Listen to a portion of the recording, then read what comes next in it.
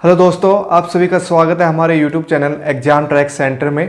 देखो, ये second class है असिस्टेंट रेवेन्यू क्लर्क के लिए स्पेशली सब्जेक्ट की हम क्लास स्टार्ट की थी हमने। तो उस वीडियो में हमने पढ़ा था रेवेन्यू क्या होता है और नोडल ऑफिसर कौन से हैं, रेवेन्यू मिनिस्टर कौन है हरियाणा के। तो वो सब हमने डिस्कस किए थे और वो आपको याद करने ही करने हैं, वो तो उस पर तो क्वेश्चन आने ही आने हैं। ठीक है, तो आज की वीडियो में हम क्या पढ़ेंगे, कुछ एक एक्ट हम पढ़ेंगे रेवेन्यू से रिलेटेड, रेवेन्यू डिपार्टमेंट से रिलेटेड कुछ एक्ट हैं वो हम पढ़ेंगे। और आपके ये लैंड पटवारी जो है उसके अंदर भी काम आने वाले हैं, जो पेपर होगा उसके अंदर भी काम आएगा ये हिस्सा, और इसके अंदर तो काम आएगा ही आएगा। ठीक है, असिस्टेंट रेवेन्यू क्लर्क के एग्जाम में तो काम आएगा ही। ठीक है, तो सबसे पहले हम शुरुआत करते हैं। देखो, कोर्ट के बारे में, कोर्ट पढ़ते हैं एक बार जरा। कोर्ट कौन कौन से टाइप्स के कोर्ट होते हैं। देखो, दो टाइप के कोर्ट होते हैं आपके। कौन से, रेवेन्यू कोर्ट होता है एक, और एक होता है क्रिमिनल कोर्ट। ठीक है, क्रिमिनल जो केसेस चलते हैं क्रिमिनल से रिलेटेड, क्राइम से रिलेटेड जो भी केस चलते हैं वो क्रिमिनल कोर्ट्स में जाते हैं। क्रिमिनल कोर्ट कई टाइप्स के होते हैं, वो हम नहीं पढ़ने वाले हैं क्योंकि ये पेपर में नहीं आएगा क्रिमिनल कोर्ट के बारे में। ठीक है, ओनली रेवेन्यू कोर्ट के बारे में हम पढ़ेंगे अभी। थोड़ा सा ही पढ़ना है। रेवेन्यू कोर्ट में होता क्या है ये आपको पता होना चाहिए। आपको पता है रेवेन्यू कोर्ट में होता क्या है। ठीक है, जो भी आप डॉक्यूमेंट्स बनवाते हो, जो भी सर्टिफिकेट आप बनवाते हो, जैसे हरियाणा रेजिडेंट जो बनता है, या फिर कास्ट सर्टिफिकेट जो बनती है, इनकम सर्टिफिकेट जो बनती है, जो भी भूमि से रिलेटेड जो भी आपको जमाबंदी निकलवानी है, नकल निकलवानी है, या फिर आपको अपनी जो लैंड है वो ट्रांसफ़र करनी है, किसी को ज़मीन का बंटवारा करना है किसी का, तो वो सारी केसेस जो है वो कहाँ पे होते हैं, रेवेन्यू कोर्ट के अंदर चलते हैं। ये सारी कागजी कार्रवाई जो है रेवेन्यू कोर्ट के अंदर ही होती है। ठीक है, तो ये बात आपको ध्यान रखनी है कि क्वेश्चन ये आ सकता है कि जैसे आपको कोई सर्टिफिकेट बनवानी है तो कौन से कोर्ट में जाया जाएगा, रेवेन्यू कोर्ट या क्रिमिनल कोर्ट में। ठीक है, तो रेवेन्यू कोर्ट के अंदर जाया जाएगा। अब कौन सा डॉक्यूमेंट्स कौन बनाएगा उसके बारे में हम पढ़ेंगे। कौन सा डॉक्यूमेंट कौन सा ऑफिसर बनाता है रेवेन्यू कोर्ट के अंदर, तो वो सब चीज़ें भी हम पढ़ेंगे। तो उससे पहले देखो, एक चीज़ और है, एक पोर्टल और है हरियाणा के अंदर, उसके बारे में भी थोड़ा सा हम बता देते हैं। सरल पोर्टल, देखो नाम आप लोगों ने सुन रखा होगा। कोर्ट के बाहर या कोर्ट के साइड में तो एक बिल्डिंग सी होती है, सरल नाम के, इसमें बिल्डिंग सरल के अंदर लिखा होगा, सरल पोर्टल लिखा होगा इंग्लिश के अंदर।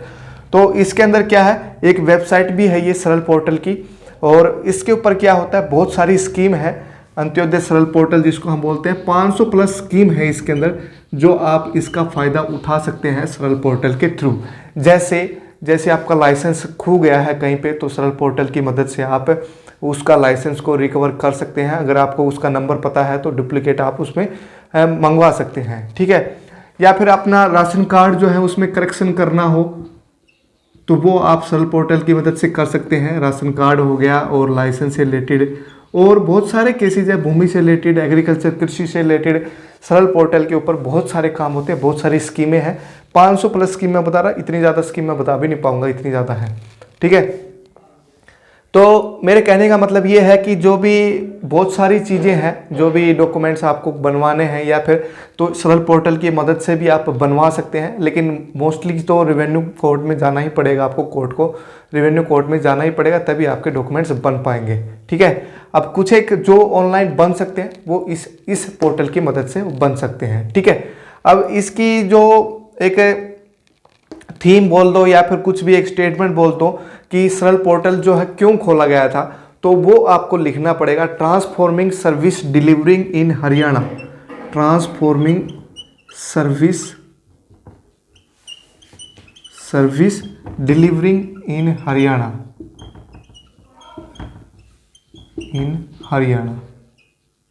सरल पोर्टल का ये काम है, अपनी सर्विस को डिलीवर करना। ठीक है, अपनी सर्विसेज को डिलीवर करना, ऑनलाइन भी और ऑफलाइन भी। ठीक है, दोनों केसेस में होते हैं। अपनी जो भी सर्विसेज हैं उनको डिलीवर करना ऑल हरियाणा के अंदर, तो ये सरल पोर्टल ये काम आता है। ठीक है, अब आते हैं मेन अपना पॉइंट जो है, अपने जो भी है मैं बता रहा था आपको, एक्ट पढ़ेंगे हम आज। तो वो सारे एक्ट हम बारी बारी हम याद करेंगे कि कौन सा एक्ट कब लागू हुआ, और उसके बारे में थोड़ा थोड़ा हम पढ़ेंगे। ठीक है, मेन हमारे 2 एक्ट होंगे, वो आपको अच्छे से पढ़ने पड़ेंगे, रेवेन्यू एक्ट के बारे में और रेवेन्यू लैंड एक्ट के बारे में। ठीक है, Haryana right to service act, ये दोनों इंपॉर्टेंट है, Haryana right to service act और रेवेन्यू लैंड एक्ट। ठीक है, इनके बारे में अच्छे से आपको पढ़ना है।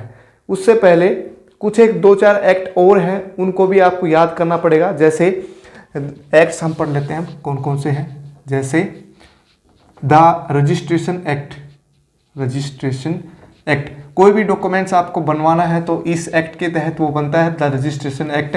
ये कब लागू हुआ था? ये लागू हुआ था आपका 1908 में, द रजिस्ट्रेशन एक्ट। ठीक है, कोई भी डॉक्यूमेंट्स आपको बनवाना है तो इस एक्ट के तहत बनवाया जाएगा। ये एक्ट क्यों लागू किया गया? ताकि फेक डॉक्यूमेंट्स ना बने और किसी भी कंपलसरी जो डॉक्यूमेंट्स होते हैं वो बन पाए। हमारे जो भी कंपलसरी है, जो भी कागजी, आजकल सारी चीज़ें जो है लिखित में होती है ना, पहले तो बोलने से सब काम चल जाएगा था, लेकिन आजकल जो भी डॉक्यूमेंट्स आपको आपने बोला है तो वो वेरीफाई आपको दिखाना पड़ेगा, ये डॉक्यूमेंट्स है मेरे पास। तो right to the registration act जो है 1908 में ये बना था और उसके तहत ये लागू हुआ था। 1908 में ये लागू हुआ था रजिस्ट्रेशन एक्ट, मतलब अपने आपको डॉक्यूमेंट्स रजिस्टर करने पड़ेंगे। जैसे आपको लाइसेंस का भी डॉक्यूमेंट्स होता है वो भी रजिस्टर करना पड़ता है, आरसी होती है बाइक की, जैसे गाड़ी की होती है, जब कोई भी व्हीकल हो उसकी आरसी होती है तो वो भी रजिस्टर करनी पड़ती है। कास्ट सर्टिफिकेट वो भी रजिस्टर करना पड़ता है, आधार कार्ड वो भी रजिस्टर करना पड़ता है। तो सारी रजिस्ट्रेशन एक्ट के तहत वो की जाती है। ठीक है, टू अवॉइड फेक डॉक्यूमेंट्स को अवॉइड करने के लिए ये एक्ट जो है बनाया गया था हमारा। ठीक है, नेक्स्ट है the court fee act. The court fee act, ये आपको ये जो साल है ना, आपको यही याद रखनी पड़े, द कोर्ट फी एक्ट। बाकी तो इसमें तो कुछ पूछेंगे नहीं कि भाई कि रजिस्ट्रेशन कौन कौन से डॉक्यूमेंट का रजिस्ट्रेशन होता है, वो तो आप लोगों को पता ही है कौन कौन से डॉक्यूमेंट्स का रजिस्ट्रेशन होता है। ठीक है, द कोर्ट फी एक्ट ये लागू हुआ था 1870 में। 1860 में हमारी भारतीय दंड संहिता जो है वो लागू हुई थी, लागू नहीं बनी थी, 1862 में लागू हुई थी, लेकिन ये 1870 में ये एक्ट आया था, कोर्ट फी एक्ट। मतलब कोई भी केस है या फिर कोई भी आपको डॉक्यूमेंट्स बनवाना है तो कितनी फीस आपको देनी पड़ेगी, तो वो उसके ऊपर है ये पूरा का पूरा एक्ट। देखो, आप कोई भी डॉक्यूमेंट्स बनाते हो, कास्ट सर्टिफिकेट बनाते हो या हरियाणा रेजिडेंट बनवाते हो या फिर कोई भी भूमि से रिलेटेड कोई भी काम करवाते हो तो उसके ऊपर फीस लगती है आपकी, तो वो फीस के बारे में इस एक्ट में लिखा गया। 1870 में ये एक्ट आया था हमारा। ठीक है, नेक्स्ट है disaster management act 2005। Disaster management act, आपको पता है डिजास्टर क्या होता है? Disaster management act 2005। अब कोई भी डिजास्टर हो जाता है किसी भी तरीके से, वैसे हरियाणा में डिजास्टर बहुत कम होते हैं, हरियाणा में भूकंप बहुत कम आते हैं, बाढ़ भी बहुत कम आती है, लेकिन बाई चांस कभी हो जाए तो उसका मैनेजमेंट करने के लिए ये एक्ट बनाया गया था 2005 में। फिर किसका कितना नुकसान हो रहा है तो उसके अकॉर्डिंग कितनी उसको जो है राशि दी जाएगी, कितने रुपए उसको दिए जाएंगे ताकि उसका कुछ ठीक काम हो जाए।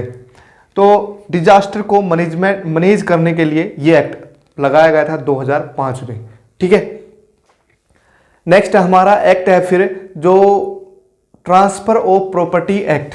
ट्रांसफर ऑफ प्रॉपर्टी एक्ट 1882 में, ट्रांसफर ऑफ प्रॉपर्टी एक्ट। अब ये लैंड पटवारी के लिए भी इंपॉर्टेंट बनेंगे ये question. Transfer of property act 1882 में। ठीक है, तो इस एक्ट के तहत क्या कहा गया कि आप अपनी प्रॉपर्टी जो है वो किसी को भी ट्रांसफ़र कर सकते हैं अपनी मर्जी से। ठीक है, किसी को भी ट्रांसफ़र कर सकते हैं अपनी प्रॉपर्टी, यही दूसरे के प्रॉपर्टी तो कैसे ट्रांसफ़र कर पाओगे? अपनी प्रॉपर्टी किसी को भी ट्रांसफ़र कर सकते हैं आप। ठीक है, किसी भी प्रकार की हो, चाहे वो प्रॉपर्टी, ये नहीं कि शहर में हो चाहे गाँव में हो चाहे कहीं भी हो, कोई भी प्रॉपर्टी हो वो आप उसको किसी को भी ट्रांसफ़र किसी को भी दे सकते हैं। ठीक है, अपनी प्रॉपर्टी, बस सिर्फ और सिर्फ जो है प्रॉपर्टी के ऊपर अपना अधिकार होता है, प्रॉपर्टी के नीचे जो है हमारा अधिकार नहीं होता है, वो सरकार का अधिकार होता है। जैसे स्टेट के अंदर तो स्टेट गवर्नमेंट का होगा और सेंटर के अंदर आती है तो सेंट्रल गवर्नमेंट का होगा। ठीक है, नेक्स्ट है, अब हम पढ़ते हैं Haryana right to service act, जो कि इंपॉर्टेंट होने वाला है हमारा। Haryana right to service act, कौन सी सर्विस किसके अंडर में आएगी वो इस एक्ट के तहत बताई गई थी। हमारी Haryana right to service act, point लिख लेना कौन सा नंबर का था। Haryana right to service act, service act. Service करना मतलब वो अपनी क्या करना, अपनी जो नौकरी है उसको सर्विस बोलते हैं हम। तो वो कौन सी जॉब जो है किसके अंडर है, कौन सी काम किसको दिया गया है। रेवेन्यू डिपार्टमेंट की सिर्फ मैं बात करूंगा, बाकी डिपार्टमेंट में नहीं डिस्कस करने वाला। तो रेवेन्यू डिपार्टमेंट में कौन सा काम कौन सा मिनिस्टर या फिर कौन सा आदमी करता है वो हम चीज़ें इसके अंदर पढ़ेंगे। The Haryana right to service act, ये कब लागू हुआ था? 2014 में ये लागू हुआ था, ठीक है, 2014 में। अब इसके अंडर में देखो, जैसे हमारे पास है, पहला केस हम ले लेते हैं, जैसे जमाबंदी हो गया और गिरदावरी हो गया। गिरदावरी ये किसके अंडर में आते हैं? इनके राइट्स जो है किसके पास है? इनके जो भी आपके डॉक्यूमेंट्स हैं जमाबंदी के या गिरदावरी के, वो किसके पास है? तो किसके पास है? ये पटवारी के पास है। पटवारी बोलो, लेखपाल बोलो, लेखपाल और पटवारी हरियाणा में सेम ही है, पटवारी के पास है, ठीक है, जमाबंदी और गिरदावरी। अगर आपको ये निकलवाने हैं तो पटवारी के पास जाके आप ये निकाल सकते हैं। वैसे जमाबंदी आप ऑनलाइन भी निकाल सकते हैं, कॉपी आप उसकी, लेकिन उसको वेरीफाई करवाना पड़ेगा आपको, जाके रेवेन्यू कोर्ट में जाके आपको उसको वेरीफाई करवाना पड़ेगा, या फिर आप पटवारी के पास जाके सीधा ये जमाबंदी अपनी निकलवा सकते हैं। अब डिपेंड करता है कि कितने पेजेस की है वो जमाबंदी या वो गिरदावरी जो हमारी, तो उसके अकॉर्डिंग वो टाइम लेते हैं पटवारी, ठीक है। अगर 1 या 2 पेज की है तो उसी टाइम निकाल के दे सकते हैं आपको। अगर 5 पेज से ज़्यादा है, 5 से 15 पेज तक है, तो वो लगभग 3 दिन ले सकता है। 3 दिन तक आप उसको फोर्स नहीं कर सकते हैं। अगर 15 पेज से ज़्यादा है and more, 15 page and more, उसके केस में 7 दिन वो ले सकता है, कम से कम वो 7 दिन ले सकता है, ठीक है। उससे पहले भी दे देगा आपको, लेकिन 7 दिन उसको देने पड़ेंगे, मतलब 7 दिन से पहले आप उसको फोर्स नहीं कर सकते हैं, ठीक है। 7 दिन वो ले सकता है, कौन? पटवारी, ठीक है। नेक्स्ट हमारा भूमि का मैप। भूमि का मैप, मैप जो है, नक्शा जो है, वो किसके पास होता है? तो वो कौन होता है? जो circle revenue officer, circle revenue officer, उसके पास ये राइट होता है मैप के बारे में। जो हमारी लैंड है उसका मैप जो है किसके पास होता है? Circle revenue officer. वैसे मोस्टली केसों में तो पटवारी के पास ही सारी चीज़ें मिल जाती है, नक्शा भी उसी के पास ही मिल जाता है, तो सर्कल रेवेन्यू ऑफिसर वो पटवारी ही काम करता है उसका भी मेनली, तो ठीक है। अब ये जो है मैपिंग करने के लिए वो कम से कम 45 दिन आपसे, 45 दिन तक वो काम कर सकता है। 45 दिन से पहले आप उसको फोर्स नहीं कर सकते हैं कि भाई बनाओ, या फिर उससे पहले भी वो काम करके दे देगा आपका, लेकिन कम से कम जो है 45 दिन को उसका सर्विस टाइम है, मतलब सर्विस मतलब ये जो ड्यूटी है उसका टाइमिंग है 45 दिन, जो भी इसको पूरा करने के लिए 45 दिन कम से कम उसको चाहिए, ठीक है। उससे पहले भी दे देगा, वैसे तो ऐसी बात नहीं है नहीं देगा। अगर भूमि का मैप वो तभी करेगा जब फसल ना उग रही हो, ठीक है, या फसल की कटाई हो चुकी हो, तभी कर पाएगा वो, ठीक है। उससे पहले वह फसल उग रही है तो कैसे वो मैपिंग कर पाएगा उसकी, ठीक है। तो सर्कल रेवेन्यू ऑफिसर, इससे याद रखना है 45 दिन उसका टाइम। ये टाइमिंग तो इतना कुछ खास इंपॉर्टेंट नहीं है, लेकिन आपको ये याद रखना है भूमि का मैप जो है सर्कल रेवेन्यू ऑफिसर के अंडर आता है, ठीक है।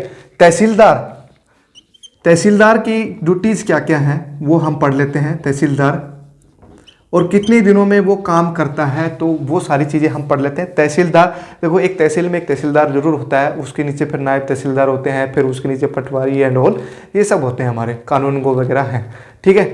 तो क्या क्या चीज़ें इश्यू करता है, क्या क्या काम है इसके तहसीलदार के, तो देखो जो सर्टिफिकेट हम बनवाते हैं वो सारी तहसीलदार के अंडर ही आती हैं। इनकम सर्टिफिकेट हो गया जैसे, और कास्ट सर्टिफिकेट हो गया, EWS वगैरह वगैरह जो भी हैं,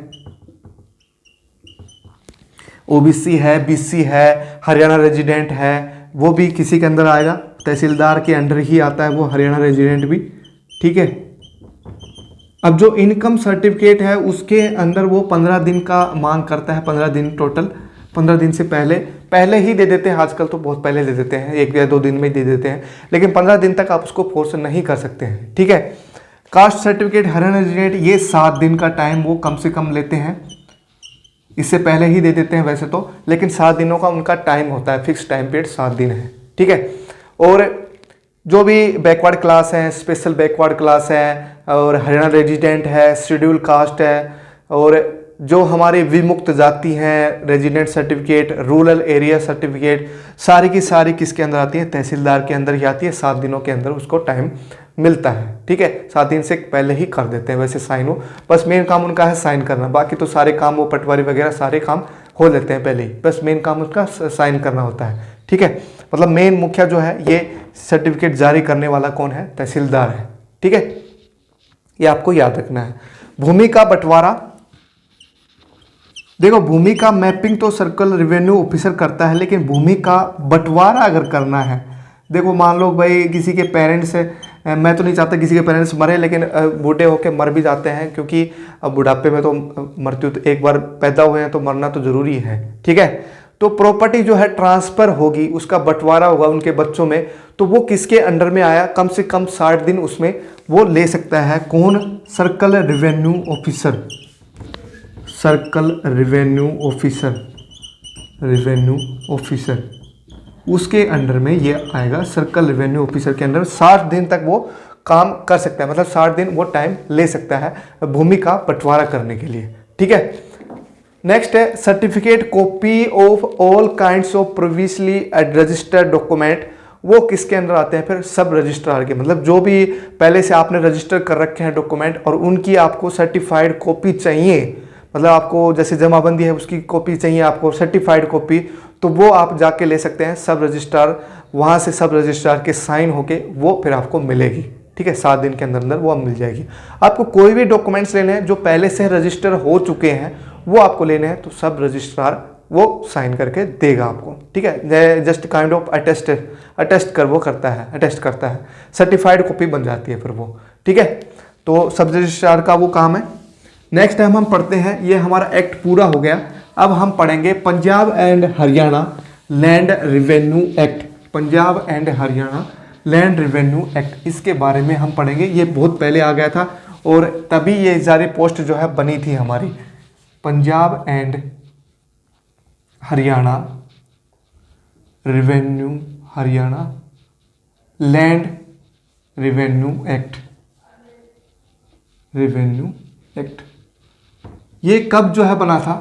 ये 1887 में बना था। ये हमारा जो एक्ट है 1887 में बना था, ठीक है, बहुत पहले ही बन चुका था ये 1887 के अंदर, ठीक है। 1870 में कौन सा एक्ट बना था जरा एक बार कमेंट करके बताना, जब आपको कितना याद हुआ है तो उसके अकॉर्डिंग आपको पता लग जाएगा। देखो इसके अंदर कौन कौन सी क्लासेज आती हैं, कौन कौन से इस एक्ट के अंदर कौन कौन से पोस्ट ये डिफाइन करता है पूरा, ये बहुत पहले आ गया था ये एक्ट, तभी हमारे सारी जो पोस्ट है ये बन गई थी हमारी, ठीक है। उनके कामकाज जो है उनका वितरण जो है वो बाद में हुआ, धीरे धीरे होता रहा, कौन सा काम कौन सा जो है ऑफिसर करने वाला है, ठीक है। फाइनेंशियल के जैसे इसके अंदर क्लासेज कौन कौन सी हैं, जैसे है हमारा financial commission, commissioner, financial commissioner, कौन है हमारा फाइनेंशियल कमिश्नर, ये कमेंट करके आपको बताना है कौन है। फिर है कमिश्नर, फिर कौन आता है हमारा जो डिस्ट्रिक्ट कलेक्टर है वो कलेक्टर, एक डिस्ट्रिक्ट का एक कलेक्टर होता है डिस्ट्रिक्ट कलेक्टर। और फिर कौन आता है? तहसीलदार, तहसीलदार, और फिर आता है नायब तहसीलदार, नायब तहसीलदार, ठीक है। ये टोटल 5 पोस्ट है रेवेन्यू डिपार्टमेंट के अंदर।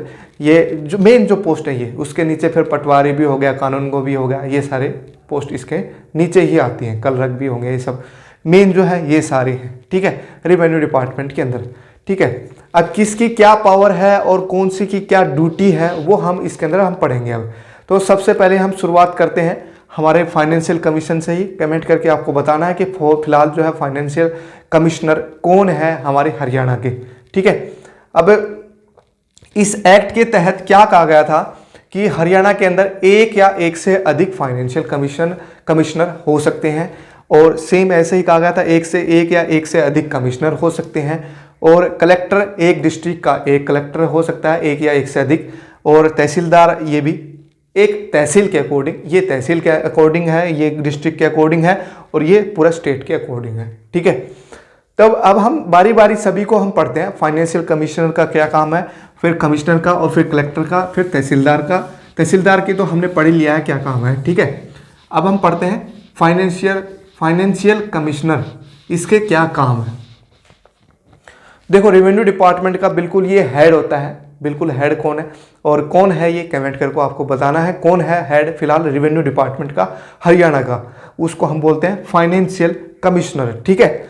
अब इसके क्या काम है, इसकी पावर्स क्या है, इसकी पावर क्या है कि अमाउंट टाइम और मोड ऑफ पेमेंट और किसी भी लैंड का रेवेन्यू जो है उसका अमाउंट तय करना और उसका टाइम तय करना और मोड ऑफ पेमेंट तय करना वो किसके पावर में है?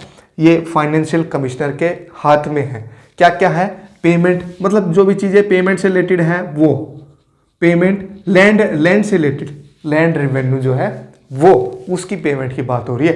पर कितनी ज़मीन का, कौन सी ज़मीन का कितना प्राइस रखना है वो सब इसके अंडर में आते हैं। फाइनेंशियल कमीशन ये जो फैसला ले लेते हैं वही फैसला मान्य होता है हमारा, ठीक है।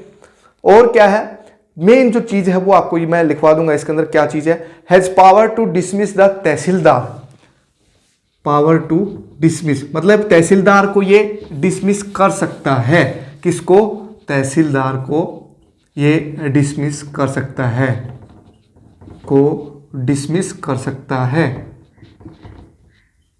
ये आपको ध्यान रखना है इस पॉइंट से, फाइनेंशियल कमिश्नर से ये आपको इंपॉर्टेंट पॉइंट है, ये याद रखना है कि तहसीलदार को डिसमिस उसको बर्खास्त कौन कर सकता है? कौन कर सकता है? फाइनेंशियल कमिश्नर उसको डिसमिस कर सकता है, ठीक है। और देखो और कौन से पॉइंट है इसके बाद, उसके बाद कोई भी पॉइंट नहीं है इसके अंदर जो आपको पढ़ना चाहिए, वो कोई भी पॉइंट नहीं है। कमिश्नर के बारे में हम पढ़ते हैं, कमिश्नर के, अब ये देखो ये सब चीज़ें हैं ना फाइनेंशियल कमिश्नर की, ये इस एक्ट के कौन से सेक्शन में है? सेक्शन 7 के अंदर है ये सब चीज़ें। सेक्शन 7 के अंदर क्या कहा गया है कि एक स्टेट का एक या एक से अधिक कमिश्नर हो सकता है, फाइनेंशियल कमिश्नर हो सकता है, और उसकी पावर्स को डिसाइड करना, क्या क्या पावर है उसके पास, वो सब ये चीज़ें हैं, ठीक है। हम बात करते हैं कमिश्नर, वो एक या एक से अधिक वो भी हो सकता है, लेकिन कौन से सेक्शन में आता है वो कमिश्नर कौन से सेक्शन में आता है? सेक्शन 8, इस एक्ट के सेक्शन 8 के अंदर ये आता है हमारा, ठीक है। अब इसकी पावर क्या है? फाइनेंशियल कमिश्नर से नीचे पोस्ट होती है ये, तो जो भी डिस्ट्रिक्ट कलेक्टर है हमारा, डिस्ट्रिक्ट कलेक्टर के ऊपर पोस्ट है कमिश्नर, और कमिश्नर के ऊपर है फाइनेंस कमिश्नर। तो डिस्ट्रिक्ट कलेक्टर की अपील अगर कोई लगा देता है भाई ये काम नहीं कर रहा है डिस्ट्रिक्ट के अंदर, तो कोई अपील लगा दे उसके अगेंस्ट, तो उसको कौन सुनेगा? कमिश्नर सुनेगा उसकी। तो डिस्ट्रिक्ट कलेक्टर जो है कि अपील के अगेंस्ट अपील को कौन सुनेगा? अपील को कमिश्नर सुनेगा, ठीक है। मतलब कमिश्नर उसको सुलझाएगा उस अपील को, अगर डीसी के अगेंस्ट में अपील लगाई गई है तो। कि डिस्ट्रिक्ट कलेक्टर तो एक डिस्ट्रिक्ट का एक ही कलेक्टर होता है, तो उसके अगेंस्ट में पूरे स्टेट का कमिश्नर होगा ना, उसके अंडर हम ये अपील डाल सकते हैं, और कि हमारा जो डिस्ट्रिक्ट कलेक्टर है ये बोलता है या फिर ये नहीं कर रहा है, तो उसके अगेंस्ट आप डाल सकते हैं अपील कमिश्नर को, और फिर वो उसको सुलझाने की कोशिश करेगा, सुलझाएगा, ठीक है। तो इस पॉइंट से आपको ये याद रखना है क्या काम करता है कि डीसी के अगेंस्ट जो अपील होगी उसको ये सुनेगा। कौन सुनेगा? कमिश्नर हमारा, ठीक है। नेक्स्ट है इसमें पॉइंट है डिस्ट्रिक्ट कलेक्टर हमारा, ये तो सेकंड हो गया। थर्ड है डिस्ट्रिक्ट कलेक्टर, डीसी जो है डिस्ट्रिक्ट कलेक्टर, इसको हम बोलते हैं डिप्टी कमिश्नर भी बोलते हैं अगर वो रेवेन्यू डिपार्टमेंट में काम कर रहा है तो। डेप्यूटी कमिश्नर अगर वो रेवेन्यू डिपार्टमेंट में काम कर रहा है तो डिस्ट्रिक्ट कलेक्टर को हम डेप्यूटी कमिश्नर भी बोलते हैं, ठीक है। ये आपको ध्यान रखना है, डेप्यूटी कमिश्नर किसको बोलते हैं? डिस्ट्रिक्ट कलेक्टर को ही बोलते हैं अगर वो रेवेन्यू डिपार्टमेंट में है तो, ठीक है। यहां से ये बात ध्यान रखनी है आपको। अब ये जो डिस्ट्रिक्ट कलेक्टर होता है वो एक डिस्ट्रिक्ट का एक ही होता है। जो भी हमारे डिस्ट्रिक्ट की प्रॉब्लम है, सारी सड़कें, नाली वगैरह, बिजली से रिलेटेड जो भी प्रॉब्लम है एक डिस्ट्रिक्ट की, वो कौन है देखता है? ये हमारा डिस्ट्रिक्ट कलेक्टर ही देखता है, ठीक है। इनकी पोस्ट जो है वो डिस्ट्रिक्ट कलेक्टर की पोस्ट निकलती हैं अकॉर्डिंग टू जो हमारा HCS का एग्ज़ाम होता है उसके अंदर ये निकलती हैं। SDM का हो गया या फिर DC का हो गया, ये सारी पोस्ट उसी के अंदर निकलती हैं, ठीक है। SDM भी बीच में आता है इसके अंदर, वो उसको मैं नहीं पढ़ रहा है इसके अंदर। SDM इसके नीचे पोस्ट होती है डिस्ट्रिक्ट कलेक्टर से, तो वो भी आपको ध्यान रखनी है। फिर इसके बाद कौन सी है? तो डिस्ट्रिक्ट कलेक्टर का क्या काम है? पूरे डिस्ट्रिक्ट का देख रेख करना। जो भी डिस्ट्रिक्ट में जो भी प्रॉब्लम हो रही है बिजली से, पानी से रिलेटेड, या फिर सड़कें टूटी पड़ी हैं, तो आप डिस्ट्रिक्ट कलेक्टर के पास जा सकते हैं और वो अपना सुझाव फिर या फिर वो उसको प्रिपेयर करवाने की कोशिश करेंगे, ठीक है। तो डिस्ट्रिक्ट कलेक्टर कौन होता है? एक सीनियर मोस्ट रेवेन्यू ऑफिसर होता है एक डिस्ट्रिक्ट का, senior most revenue officer, senior most revenue officer मतलब एक डिस्ट्रिक्ट का ये हेड होता है, head of district, head of district, ठीक है। डिस्ट्रिक्ट का हेड होता है कौन? डिस्ट्रिक्ट कलेक्टर हमारा, ठीक है। जो भी प्रॉब्लम है डिस्ट्रिक्ट की वो सारी कलेक्टर से आप याद रखना, सारी प्रॉब्लम को कलेक्ट करता है, ठीक है। अब इसके असिस्टेंट कौन है? असिस्टेंट कौन है इसके? असिस्टेंट तहसीलदार है और नायब तहसीलदार, और नायब तहसीलदार, ठीक है। तहसीलदार और नायब तहसीलदार इसके असिस्टेंट होते हैं। किसके? डिस्ट्रिक्ट कलेक्टर के असिस्टेंट कौन है? तहसीलदार और नायब तहसीलदार है, ठीक है। ये आपको ध्यान रखना है। अब तहसीलदार के काम मैंने आपको बता दिए कौन कौन से डॉक्यूमेंट्स ये पूरे करता है हमारा, और डिस्ट्रिक्ट कलेक्टर के बारे में हमने पढ़ लिया कि पूरे डिस्ट्रिक्ट का ख्याल रखता है, ये पूरे लॉ एंड ऑर्डर को उसको फॉलो करवाता है, पूरे कानून व्यवस्था को पूरे ये फॉलो करवाता है, और जो भी चीज़ें प्रॉब्लम हो रही हैं सड़क से रिलेटेड, पानी से रिलेटेड, वो सारे प्रॉब्लम को भी देखता है ये डिस्ट्रिक्ट कलेक्टर हमारा, ठीक है। नायब तहसीलदार को अपॉइंट कौन करता है और तहसीलदार को अपॉइंट कौन करता है, बस ये बात आपको ध्यान रखनी है। तहसीलदार से रिलेटेड हमने सारे पॉइंट पहले ही पढ़ लिए हैं उसके Haryana right to service act के अंदर, ठीक है। तहसीलदार को अपॉइंट कौन करता है? अपॉइंट कौन करता है? फाइनेंशियल कमिश्नर इसको अपॉइंट करता है। और नायब तहसीलदार को कौन अपॉइंट करता है? कमिश्नर इसको अपॉइंट करता है। तो अपॉइंट कर रहा है तो उसको बर्खास्त भी कर सकता है, डिसमिस। कौन? फाइनेंशियल कमिश्नर जो है किसको डिसमिस कर सकता है? तहसीलदार को। और कमिश्नर किसको डिसमिस कर सकता है? नायब तहसीलदार को डिसमिस कर सकता है, ठीक है। तो ये आपके सारे इंपॉर्टेंट पॉइंट्स थे, ये हमने डिस्कस किए हैं। अब पटवारी और जो भी हमारे गिरदावर्स हैं, लेखपाल हैं, उनको कौन सुपरवाइज करता है? मतलब उनका सुपरवाइजर कौन होता है? तो ये तहसीलदार और नायब तहसीलदार उनके सुपरवाइजर होते हैं। किनके? पटवारी के और गिरदावर या फिर लेखपाल, इनको बोला आप, उनके सुपरवाइजर होते हैं। कानून को भी आप बोल सकते हैं, कानून को भी सुपरवाइजर कौन होता है? तहसीलदार और नायब तहसीलदार, ये उनके सुपरवाइजर होते हैं, ठीक है। अब कुछ डेफिनेशन है, मैं जस्ट उसका थोड़ा सा ब्रीफ डिस्क्रिप्शन देने वाला हूँ, कुछ ज़्यादा इंपॉर्टेंट आपको पढ़ना नहीं है उनके बारे में। कुछ डेफिनेशन है वो आपको याद रखनी है, कौन कौन सी है। देखो, स्टेट क्या होता है? जैसे स्टेट हमने उसके बारे में पिछली क्लास में भी पढ़ा था। स्टेट क्या होता है? स्टेट कुछ इंपॉर्टेंट डेफिनेशन किया हम पढ़ रहे हैं। अब ये एक्ट जो है खत्म हो चुका है हमारा पूरा। स्टेट क्या है, और भी बहुत सारे पॉइंट हैं, और इसी एक्ट के अंदर ये सारी डेफिनेशन जो है डिफाइन की गई है। कौन कौन से सेक्शन के अंदर? ये सेक्शन 3 के अंदर की हम बातें कर रहे हैं। सेक्शन 3 के अंदर है ये सारी चीज़ें जो डेफिनेशन मैं लिख रहा हूँ। ये स्टेट हो गया, जैसे ये 3.1 में है, 3.1 के अंदर ये सेक्शन 3.1 में है, स्टेट के डेफिनेशन है हमारी। स्टेट क्या है? ऐसा एरिया जिसको अलग से रिकॉर्ड राइट हो, जिसका अलग से राइट रिकॉर्ड हो, मतलब उसका अधिकार हो अलग से उसको सेपरेट करने के लिए, जिस भूमि को हम अलग से रिकॉर्ड हो उसका, ठीक है, उसको हम बोलते हैं स्टेट, ठीक है। अब स्टेट का जो ओनर होता है उसको हम बोलते हैं फिर लैंड ओनर। तो लैंड ओनर आएगा सेक्शन 3.2 में, लैंड ओनर। स्टेट का जो ओनर होगा वो लैंड ओनर, ठीक है, मतलब जिसका सेपरेट अलग से रिकॉर्ड हो और रिकॉर्ड रखने का राइट हो। जैसे हमारी ज़मीन है उसको भी एस्टेट हम बोल सकते हैं, ठीक है। उसका जो ओनर होगा उसको हम बोलेंगे लैंड ओनर। तो लैंड ओनर को परिभाषित किया है सेक्शन 3.2 में, ठीक है। सिमिलरली 3.3 में होल्डिंग वर्ड है, होल्डिंग, ये उसको परिभाषित करता है कि कौन सी ज़मीन जो है किसके अंडर होल्ड है, किसके अंडर में है ये, ठीक है। होल्डिंग वर्ड जो है डिफाइन किया गया है। एक से ज़्यादा ओनर भी हो सकते हैं एक ज़मीन के, तो ये भी डिफाइन किया गया है इस सेक्शन 3.3 के अंदर। होल्डिंग वर्ड, होल्डिंग लिख दिया मैंने, होल्डिंग है ये, ठीक है। तो ये डेफिनेशन थी कौन कौन सी? स्टेट, लैंड ओनर, होल्डिंग, 3 है, 3.1, 3.2, 3.3, ठीक है। एक और हम पढ़ लेते हैं, रेवेन्यू ऑफिसर के बारे में भी बताया गया है। कौन सी सेक्शन के अंदर? बस सेक्शन का आपको ध्यान रखना है, रेवेन्यू ऑफिसर का 3.12 के अंदर, रेवेन्यू ऑफिसर। तो सेक्शन 3 की ही बातें चल रही है सारी। तो ये सारे कुछ डेफिनेशन डिफाइन की गई थी सेक्शन 3 के अंदर, जो इंपॉर्टेंट थी मैंने आपको बता दी है सारी की सारी, ठीक है। और कुछ इंपॉर्टेंट डेफिनेशन ये भी है, जैसे जमाबंदी क्या होता है, खसरा खेवट क्या होता है, ये सब आपने अगर पटवारी की तैयारी कर रखे हैं तो आपने पढ़ रखा होगा।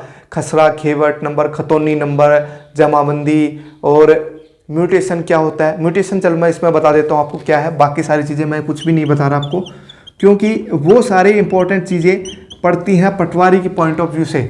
आप चाहते हैं तो उसकी वीडियो हम बना देंगे बाद में।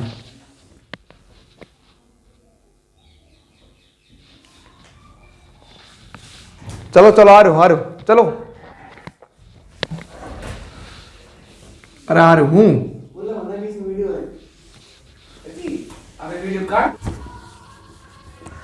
म्यूटेशन क्या होता है, जब प्रॉपर्टी ट्रांसफर होती है ना, प्रॉपर्टी जब ट्रांसफर करते हैं एक जगह से या फिर एक आदमी से दूसरे आदमी को, तब ये लेटर बनवाया जाता है म्यूटेशन लेटर।